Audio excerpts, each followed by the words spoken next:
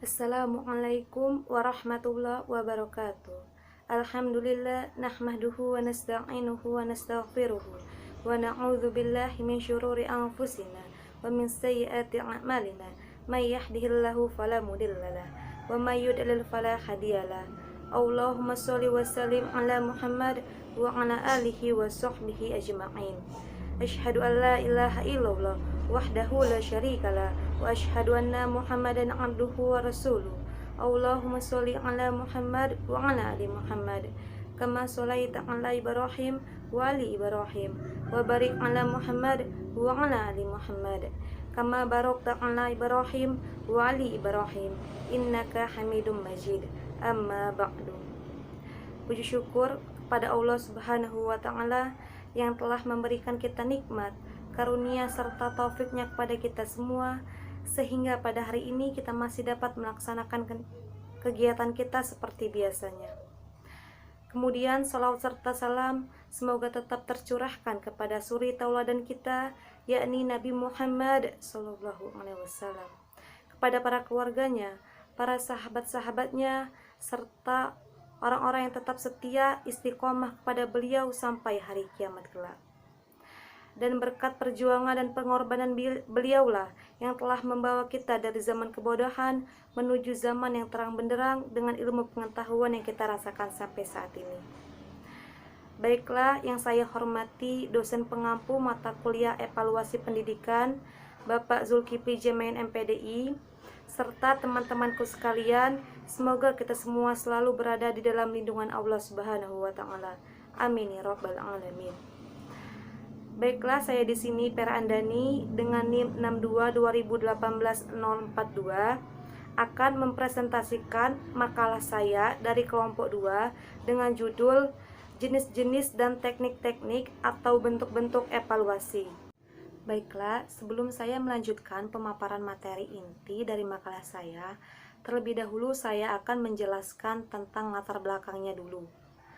Dunia pendidikan yang saat ini semakin berkembang, demikian pula dengan konsep pembelajarannya yang banyak digunakan di dalam sistem pendidikan, dan juga menyangkut tentang mekanisme evaluasi pembelajarannya.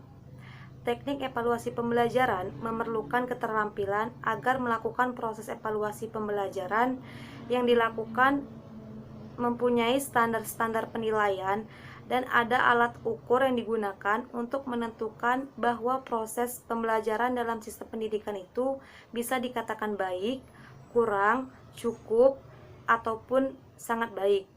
Maka dalam pembahasan kali ini saya akan membahas tentang jenis-jenis evaluasi dan juga teknik-tekniknya. Oke, selanjutnya masuk ke pembahasan materi.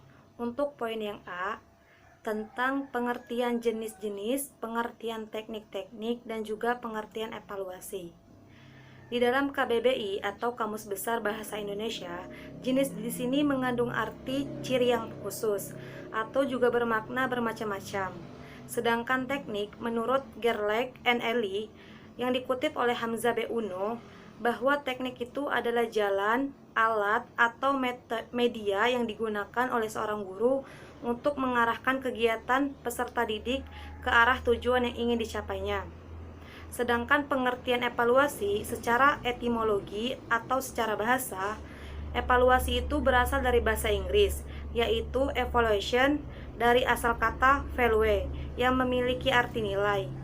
Evaluasi diartikan sebagai suatu proses penilaian untuk mengambil keputusan yang menggunakan seperangkat hasil pengukuran dan berpatokan pada tujuan yang telah dirumuskan. Sedangkan secara terminologi, banyak para ahli yang mendefinisikan evaluasi ini. Di antaranya ada M. Chabib Toha yang menyatakan bahwa evaluasi itu adalah kegiatan yang terencana guna untuk mengetahui keadaan objek dengan menggunakan instrumen dan kemudian hasilnya dibandingkan dengan tolak ukur untuk memperoleh kesimpulan. Sedangkan menurut Grootland dalam Ali Hamzah menyatakan bahwa evaluasi itu adalah suatu proses yang sistematis untuk menentukan atau membuat keputusan sampai sejauh mana tujuan program telah dicapai. Dan selanjutnya untuk poin yang B tentang jenis-jenis evaluasi. Bidang evaluasi pendidikan ditinjau dari sasarannya, Ada evaluasi yang bersifat mikro dan juga ada evaluasi yang bersifat makro. Yang pertama, evaluasi yang bersifat makro, sasarannya adalah program pendidikan, yaitu program yang direncanakan untuk memperbaiki bidang pendidikan.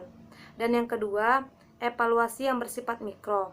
Evaluasi ini sering digunakan di dalam tingkat kelas, khususnya untuk mengetahui pencapaian hasil belajar siswa. Pencapaian belajar ini bukan hanya yang bersifat kognitif saja, tetapi juga yang mencakup semua potensi yang ada pada siswa tersebut. Dan di dalam evaluasi ada 3 istilah yang sering digunakan, yaitu tes, pengukuran, dan juga penilaian. Yang pertama, penilaian formatif. Penilaian ini digunakan untuk mengetahui hasil yang dicapai oleh peserta didik setelah mengikuti program dalam satuan materi pokok pada bidang studi tertentu. Yang kedua, penilaian sumatif.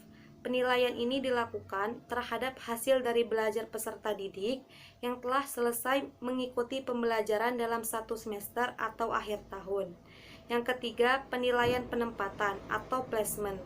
Penilaian ini tentang pribadi peserta didik untuk penempatannya di dalam situasi belajar yang sesuai dengan kondisi dari peserta didik. Dan yang keempat, penilaian diagnostik. Penilaian ini terhadap keadaan belajar bagi peserta didik merupakan kesulitan yang ditemui di dalam proses belajarnya.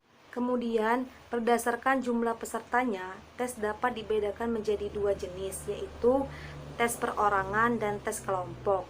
Sedangkan dilihat dari sudut penyusunannya, tes dapat dibedakan menjadi 2 jenis juga, yaitu tes buatan guru dan tes yang distandarisasi.